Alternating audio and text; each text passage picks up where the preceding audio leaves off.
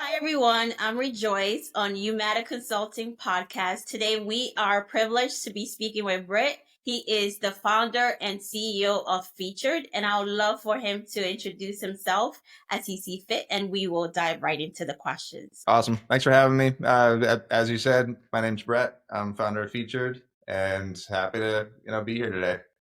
Awesome. Thank you so much for being here. So, our first question for you, can you share a little bit about your journey and what inspired you to sort of create Featured?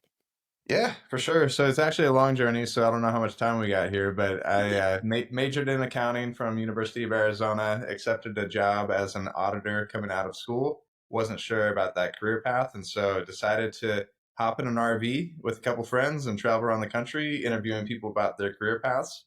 Documented over 300 stories on a career education website that would allow people to essentially like look at people's career paths and figure out how they could get to where these people ultimately were. And the thing that I took away from that RV tour was the fact that people needed a meaningful outlet to share their life's accumulations and experiences. And so this was back in like 2006, 2007, really long time ago. Flash forward, I started a digital marketing company, ran that for about 10 years, serviced more than 500 small business clients. In the course of that journey, realized that small business owners have an abundance of expertise to share. Mm-hmm. From the eyelash extension supply company to the equipment financing company, they could talk about their business all day long. They just don't have anywhere to actually share that knowledge. And so, at the same time, agencies have a real problem in the sense that they want to get their clients featured, and that's a really hard, scalable thing to do on repeat.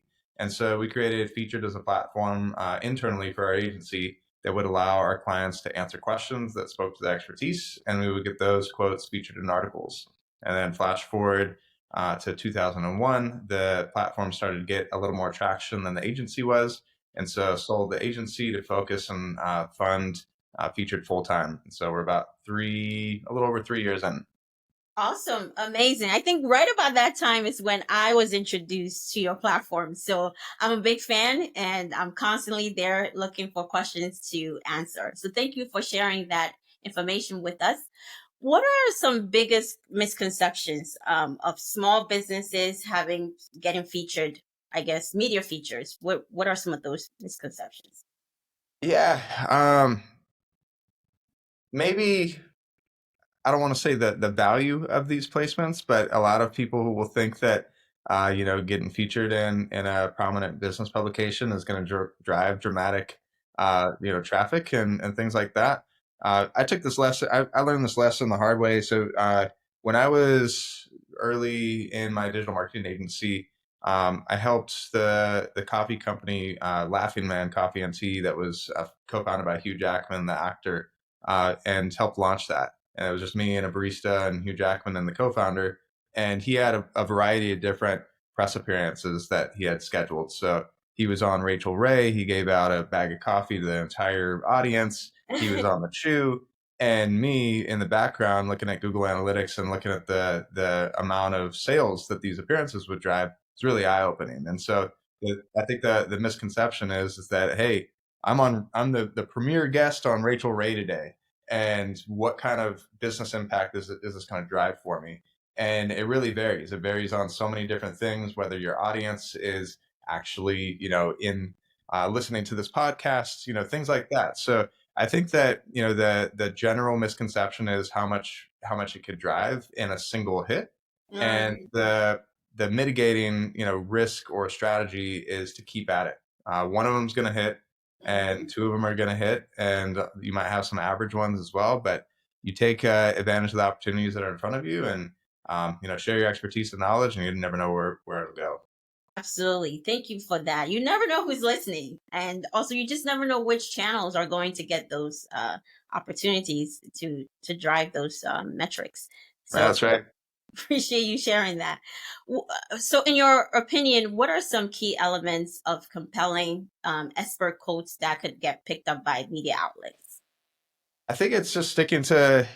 I think it's using AI as a baseline. So Mm. the baseline has dramatically risen over the last couple of years. So what can AI create? Uh, that's the baseline. You got to go one better than that. And so the thing that AI can't really create or replicate is your personal experience. It's your earned expertise. As a founder, what is that hard lesson that you had to learn as a result of XYZ? And it's sharing that because you have to rise above the baseline to be featured and to provide value to a journalist or publication. And that's what readers want. They want to hear stories. They want to hear stuff that they can't get on a AI platform. And so I think that that's the key thing is sharing your expertise, sharing your experience, making it short and concise in about 4 to 8 sentences, making it usable for a journalist to just copy paste and go if they need to, or being available to connect. Exactly. Thank you for sharing that. I also love listening to those stories. It's just the human element. You're not going to get that from an AI prompt. So it's nice to get the connections and the stories. Got to keep it interesting. Exactly, exactly. So for some folks, maybe thought leaders, they would like to know what are some of the biggest ways to follow up after a media pitch without being too pushy on a client. Yeah, to follow up on a media pitch. Yeah, that's a tricky one. I think that, with our platform featured, we disclose and allow people to track the status of their submissions so that they don't have to follow up. So it's tricky because it varies by publication and it varies by the reporter and by the story, where you might see something that got submitted and picked up, that day, and you might see something that got submitted and got picked up 6 months later, and you might have submitted something and it was really promising, and then the story got spiked by the editor at the last minute and never ran. And so there's a lot. And then the besides the variability, it's also hard because the writer or the journalist oftentimes doesn't know the status of the story. They have submitted their piece, they've gotten paid, they've moved on to the next one, and that story now lies with the editor. And so now there's no direct communication in terms of the source and then the journalist who's been removed and now the editor. And so oftentimes I think like the best thing to do is, one, be patient, be understanding of the process, know that there's variabilities and different things that could be accounted for. Um, and then, two, setting up monitoring so that you've got some visibility into the process so that you don't have to follow up if in fact the story was published. So Exactly. I think that there's some different things to consider there. And then, like, look, at the end of the day, if you're really curious, nothing's going to hurt just by sending an email and checking the status on it. Exactly. The worst thing you can get is maybe a no reply or a no. Yep, exactly. Awesome, awesome. So we want to talk more about your platform. Once a business gets featured, or a client or a professional person with a thought leader experience, what steps should they take to maximize their exposure? Yeah. So I think that it's number one, like if we're talking about featured.com as a platform and how to maximize ours, the hacks that I always put out there is that sign up for alerts. So go to featured, sign up for a free account, go to alerts, input the keywords that you want to monitor so that you're notified when questions go live. Because oftentimes it's like a gym. It's like you sign up for the gym and you have the best intentions. You're like gonna go there every day, work out and get fit. Time gets in the way, life gets in the way. So you've got to have some sort of help to, help you identify the right opportunities and then act on those opportunities when they exist. So I always recommend that people sign up for alerts, speaking to their expertise, signing up for alerts for maybe sources or publications that they actually want to get featured in, so that they don't miss out on those opportunities. I think that's always the best way. That's where I recommend people always start. Awesome, awesome. So another question, following up with the maximizing the opportunity once featured, like for example, if you feature a client that submitted maybe a response and they are published, what do you recommend for them to also do after they receive? Yeah, that's great. Great question. So we always, whenever someone is featured, we'll notify them via email, and we'll usually give them about 3 different steps on stuff that they could take advantage of. The first one's always like sharing that on LinkedIn. I think it's always great to use the external validation of you being featured in a publication and sharing that. My personal thing with social media is like, no one asked me. Like no one asked me to share anything. And so I think that the fact that an article validated your credibility and your expertise is a very natural way to share, and to share with an audience that most likely, is in your industry, in your niche, and you could provide value to them as well. So always share on the LinkedIn. If it's a prominent publication, I always recommend like putting it in your email signature line, like as featured on, Forbes or Fortune or Fast Company and things like that. That always helps boost credibility, especially for like outbound sales and things of that nature, where people could go learn more about your expertise, your exposure. And then I always like to share with the team. Throw it in a Slack, because those feel like wins for everyone when you have been featured in a publication.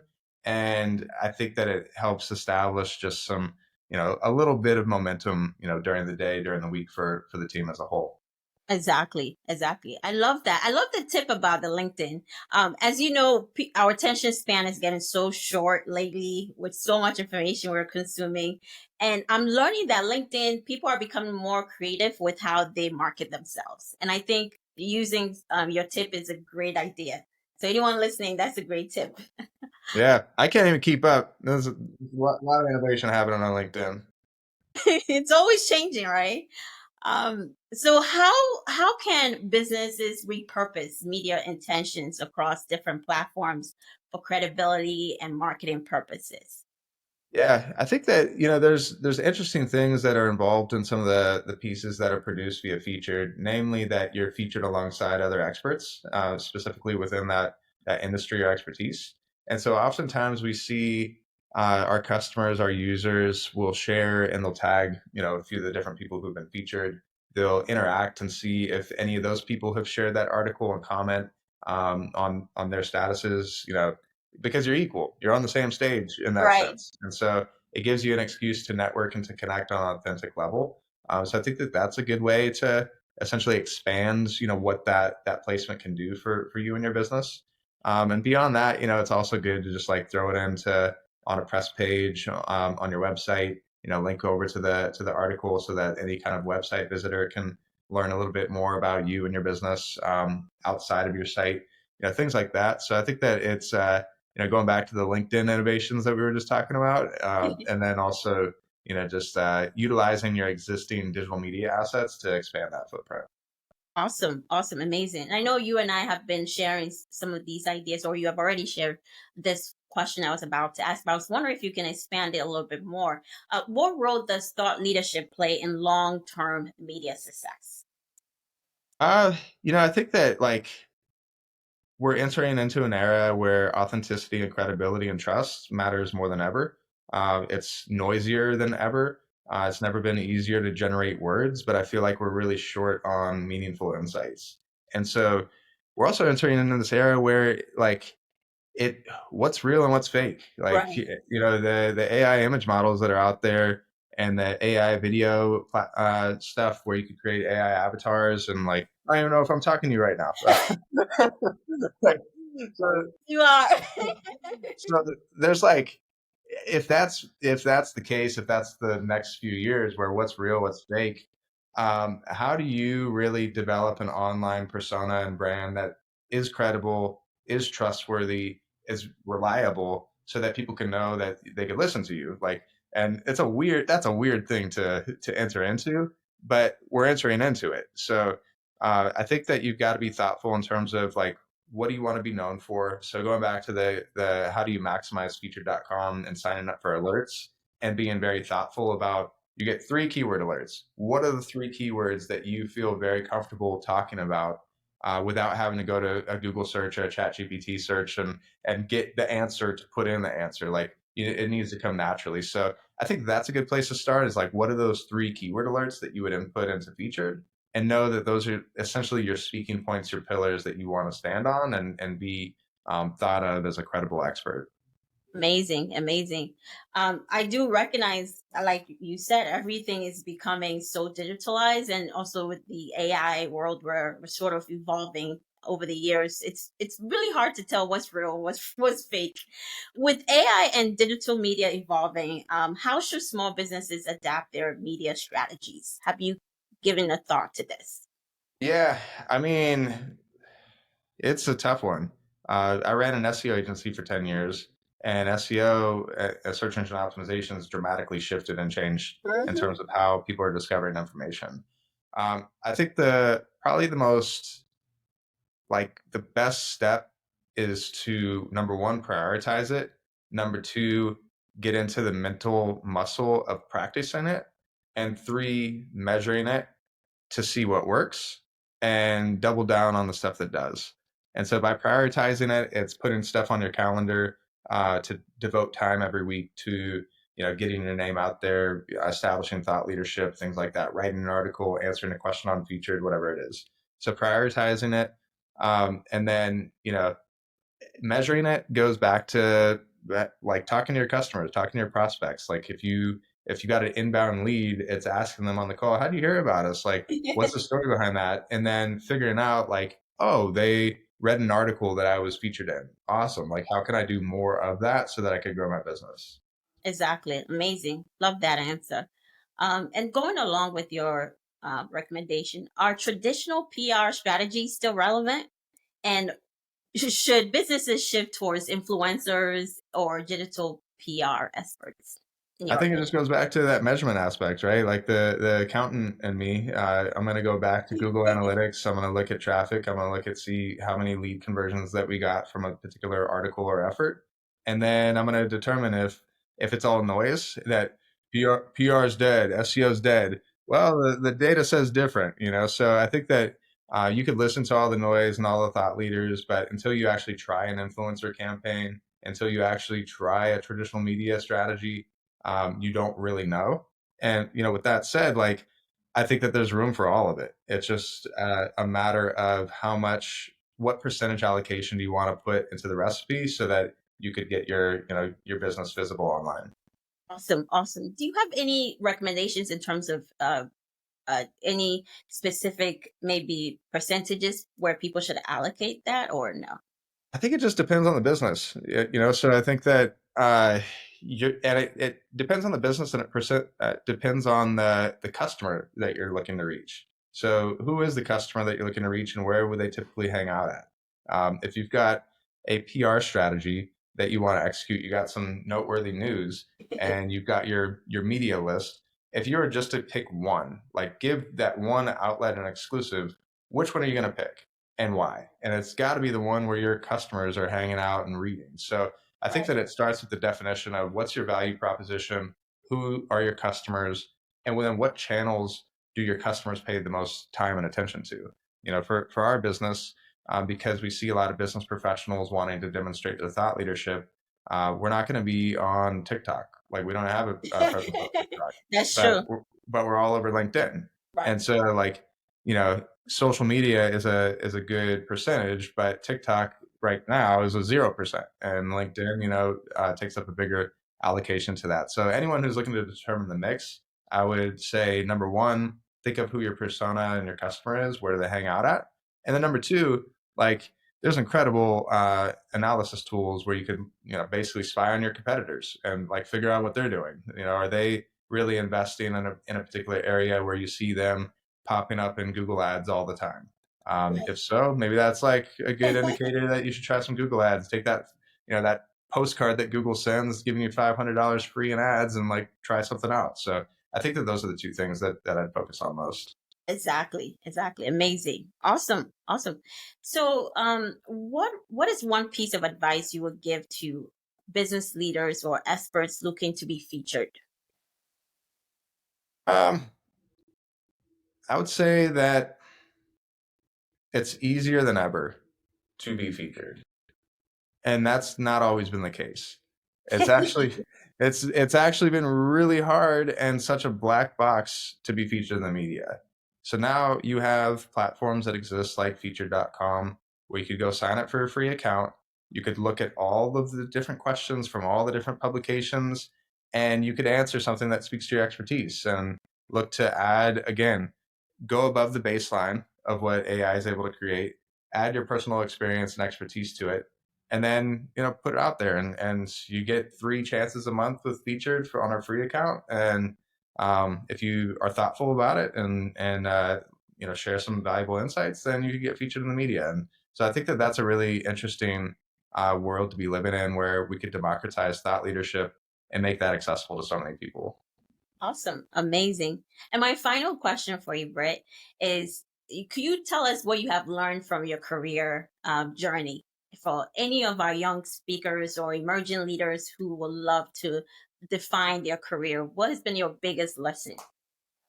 Um, I think that it goes back to the sense that we all need to share, and we all need to connect in a meaningful way, and we all need to like feel like the words and the actions and the efforts made a difference in some way.